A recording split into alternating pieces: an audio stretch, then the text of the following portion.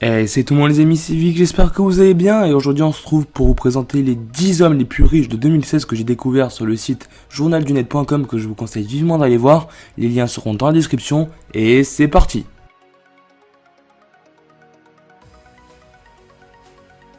Et on commence tout de suite les amis avec cette 10e position, Charles Koch avec une fortune estimée de 39,6 milliards de dollars. Celui-ci se trouve être à la tête de la plus grande entreprise américaine non cotée. Les racines de l'empire familial de Koch Industries ont été plantées par son père Fred dès 1940. À sa mort en 1967, c'est son fils aîné Charles qui prend le relais. La croissance du discret conglomérat basé au Kansas est impressionnante. Koch Industries emploie aujourd'hui 60 000 salariés dans 60 pays.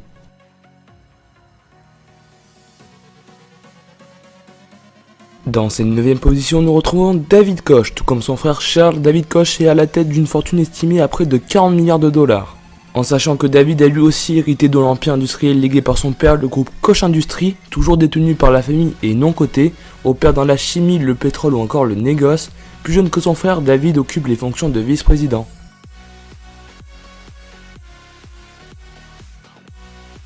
À cette 8e position, on retrouve Michael Bloomberg avec une fortune estimée à 40 milliards de dollars. Celui-ci est connu pour avoir longtemps occupé le siège de maire de New York. C'est de son empire des médias que provient la fortune de Michael Bloomberg. Après avoir travaillé pour la banque Salomon Brothers, il crée une société qui porte son nom. En 1981, l'activité première était l'installation des terminaux d'information financière dans les grandes institutions de Wall Street. Mais Bloomberg LP s'est très vite entendu à la radio, la télévision ou encore Internet.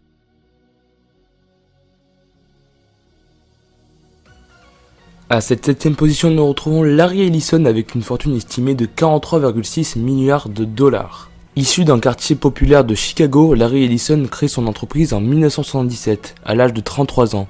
30 ans plus tard, Oracle est le numéro 2 mondial du logiciel, derrière Microsoft, grâce à son système de gestion de base de données.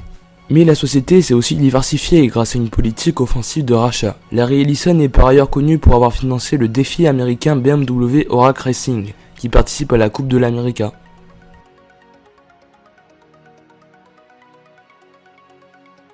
À cette 6e position, nous retrouvons le papa de Facebook, Mark Zuckerberg, avec une fortune estimée de 44,6 milliards de dollars. Mark Elliott Zuckerberg est né le 14 mai 1984 à White Plains dans l'état de New York.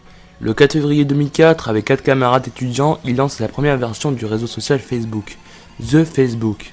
Le succès est immédiat, mais les anciens camarades de Zuckerberg vont le poursuivre en justice pour, je cite, « rupture d'un contrat verbal ». Finalement, un accord à l'amiable sera trouvé le 25 juin 2008, quand on a Facebook a versé plus de 65 millions de dollars aux ex-compagnons de classe de Zuckerberg.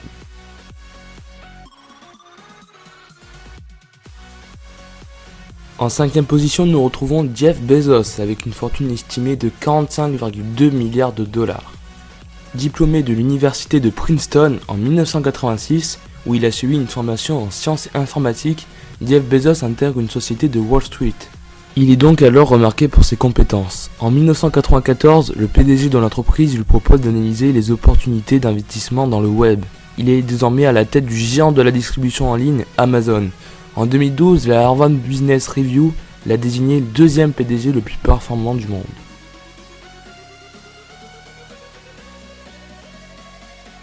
En 4e position, nous retrouvons Carlos Slim élu avec une fortune estimée de 50 milliards de dollars. Carlos Slim élu, ingénieur de formation, rachète Telmex, une société de téléphonie fixe, lors de sa privatisation en 1990. Il profite depuis d'une situation quasi-monopole. Il détient également des parts dans la très rentable América Móvil, ou encore dans la société Impulsora del Desarrollo Económico de América Latina. Eh ben, c'était compliqué à dire. Collectionneur d'art, Carlos Slim élu a fondé le musée Soumaya de la ville de Mexico. Il y expose notamment des sculptures de Rodin.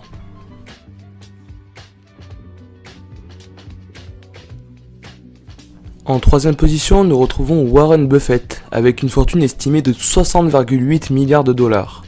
Warren Buffett est né en 1930 à Amoa dans le Nebraska. Il a bâti sa fortune sur des investissements dans des entreprises comme Berkshire Hathaway pour le textile, devenu par la suite un fonds d'investissement pour les assurances, ou encore Coca-Cola et Gillette. Réputé économe, Warren Buffett vit toujours dans la maison d'Amoa qu'il a achetée en 1957. En juin 2006, il a annoncé qu'il léguerait plus de 80% de sa fortune à la fondation Bill and Melinda Gates.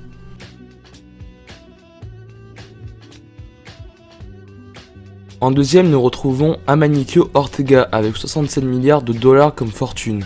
Amancio Ortega a ouvert la première boutique Zara en 1975 à La Corogne en Galice. Ces boutiques de prêt-à-porter ne tardent pas à se multiplier. À côté de Zara, le groupe Inditex développe d'autres enseignes comme Pull&Bear ou encore Massimo Dutti.